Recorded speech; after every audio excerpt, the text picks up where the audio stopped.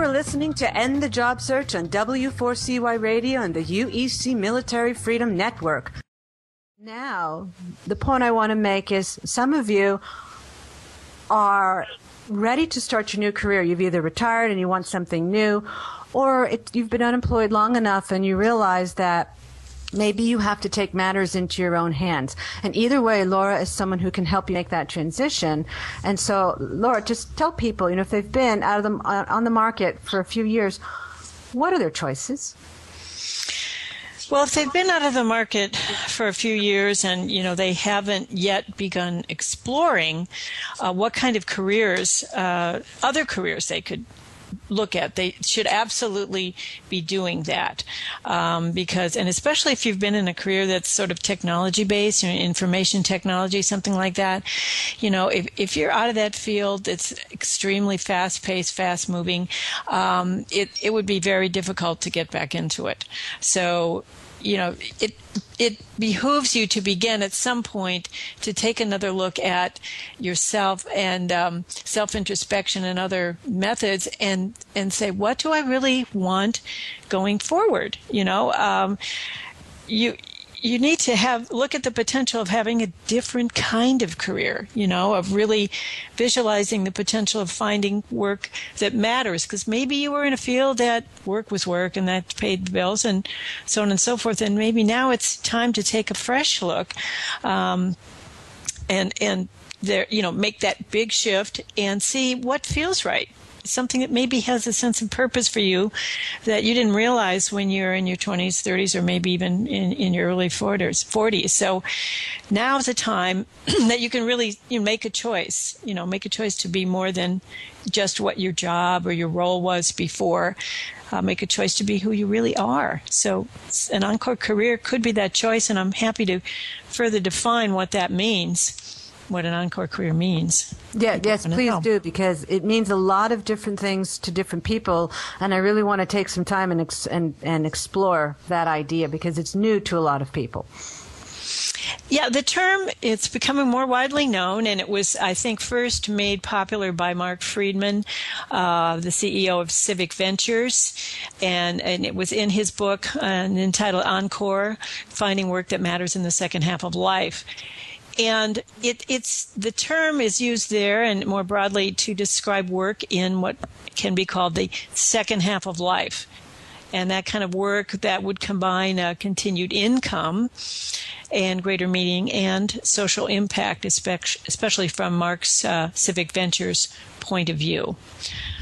So that's, a very short description of what an encore career is. Of course, we can expand that and talk about, what ways could something be an encore career for you.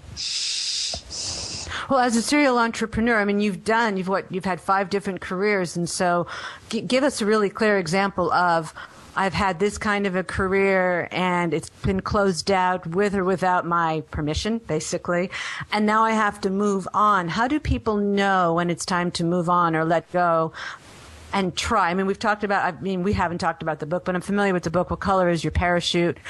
Let's talk about how people can make that transition into letting go of a life definition and maybe reaching into something new and exciting. Yes, and one thing I would encourage 50-plus job seekers to be doing now, and there's a lot out there on the Internet that you can look into. There is a gal by the name of Carrie Hannon, and she works for Forbes, and she puts out a Twitter, she has on Twitter links to her column about that, and she'll have recently something about the 12 great careers for boomers. And a lot of those careers are in the healthcare field. So to give an example, let's say you were laid off as an auto worker in an assembly plant, and that plant closed. And if you were savvy and you were looking at what we're leading forces in the market in addition to looking inside yourself for what would give you excitement and passion around something. If you're savvy, you're looking at healthcare careers, because guess who's getting older? It's us, the boomers, and we're going to need a lot of different services. It's a big wave that's coming.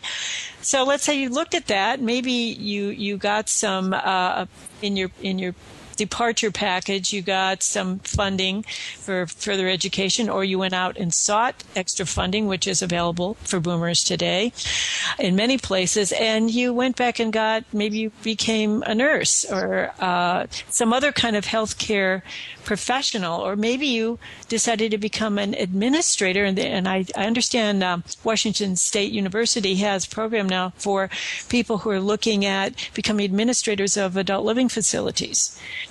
And I'm not sure if it's a degree or certificate program, but you can find these kind of programs. There's a lot of programs in gerontology. So let's say this guy wanted to do that, and so he went back, got training, and then is now poised as somebody who's 50 plus to be in the forefront of where a lot of careers are beginning to happen. Mm-hmm. We're only volunteering. We're talking about leveraging everything you've done in your career to date and taking it to the next level. So what about, and that's part of what excites you, right, Laura? It is. And I think that there's different ways that people can look at what kind of career they would want. They might say, well, I'm going to stick with my same industry that I've had, but I'm going to look at a different role, completely different role. It may pay less, but guess how much knowledge I have? So maybe I'm taking a step back or a side step in my industry, or maybe I'm being really high risk and I'm going to look for a new industry and a new role. And that is always a possibility. You can that's the most high risk element, or you can stick with your role and look for a different industry. So if you were in sales in your career and you're strong in that, you could get into sales in a new industry, one of the industries that's looking to grow again, like healthcare. And you can actually there's a website called Teach.gov that I discovered recently, and it is a U.S. government site, wonderful site to help people of the boomer age go back and look at getting a fast-track education degree, which are now offered, and especially in the fields of engineering and science and teaching English as a second language. So those are different ways that people can take off in a totally different career. And the last way is starting your own business. And I understand that Oregon is one of 6 states that has a program, where they are, they have since, I forget the date exactly, I think it's the 90s. They actually have a program that's called the Self-Employment Assistant Program. And that's for people to continue to receive their unemployment, and then they have to, present a business plan and, an implementation plan and so forth. And they can get money from the government to start their own business. And actually, this was started here in 1995. So Obama is actually looking at this on a federal, a national basis as a possibility. Opportunity. Because sometimes you just have to take matters into your own hands and figure out what's next for you. Where is it going to be? And Susan, if I might add, back on the topic of different categories that the 50-plus group of people can look at, there is always the aspect of working in nonprofit organizations, either as a volunteer or paid work. And there, you could be still looking at the healthcare industry in a way, or seeing your market yourself. So a couple of jobs I read about recently, again, this was through Twitter and Carrie Hannon's column, that she said, there you can have a real estate, somebody who's in real estate, but do a specialty, do a niche, a market niche, specializing in selling real estate properties and focusing on senior communities. If you're selling in a community, if you're responsible to a community to sell those units, or you can brand yourself as a senior living specialist so that you would focus that your customer would be a senior person and they're looking for, maybe they're looking for their own place, or maybe they're looking for something for their parents, which we all know boomers have, issues now. We're really responsible for our parents who are getting up into their 80s and even 90s.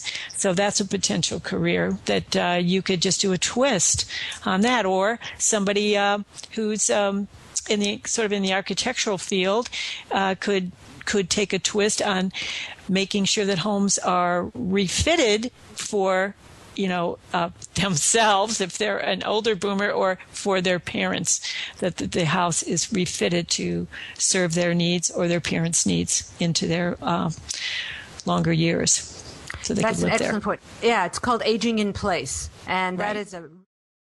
So there's I coach some people that are going to school in gerontology, and there's a lot of niches in there that can apply to the aging population.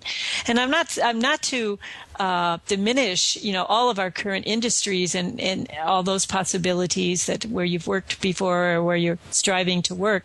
But what I'm saying is, by focusing on the aging population, of which we are a part as a boomer generation, that this is, if you look at a graph, like this is a bell curve here. I mean, it's really rising. And we are a part of it. We are causing it, and we are really creating our own economy for ourselves. So I encourage all of you who have been, beating your head against the wall, trying to get back into your career, your industry, to take a look at this whole industry around the senior community, the boomer community, our needs, be they healthcare or be they in, real estate, or be it in what we watch, or the media we consume, how we dress, the type of clothing and things that we buy to support ourselves. All that, look at that from the perspective of yourself as a boomer. What a terrific market that is. And especially if you're looking at going into your own business, I would absolutely look at that potential market, all aspects of it. Look at yourself. Look what you're going to need, in the next 5 or 10 years. Or if it's for your parents, look at them. These will give you excellent ideas for not only your own business, but also for career potential for yourself. Okay. So quickly, we have about 2 minutes left in the show. Laura, if people were to contact you for some assistance, just, quickly, how do you get started? What are kinds of the questions you ask people? What I do for people is really get them to look at themselves. You take an introspective look, and I really believe in the works by Richard Bowles, and I have ways that I work with people on that, sort of mini versions of What Color's Your Parachute and self-inventories. And I do presentations locally as well, and I get people going on that, and I give them a taste of it by asking them to look back when they were a kid. What did they want to do, but what they ended up doing was something else, but wouldn't they like to get back into that? So just little snippets of experiential activities that you can do. And I like to walk people through that and help them look back and develop their stories about what their real strengths were. And maybe they never used them in your career, like I never used my major in Japanese. But if you really still have a passion around that, then you can get back to that. So I kind of start with things like that when I work with people. Yeah. That you can get back to who you were as a little kid, because that is the closest to who you were, who you wanted to be. Really, Laura, are you helping people answer the question, what did you really want to be when you grew up? Yes. And now they may or may not go that direction, but at least it gets them thinking, and maybe leading them to a different direction, but it gets them thinking along those lines. You really have to be open to self-introspection. Okay, and that's the fun part. Yes.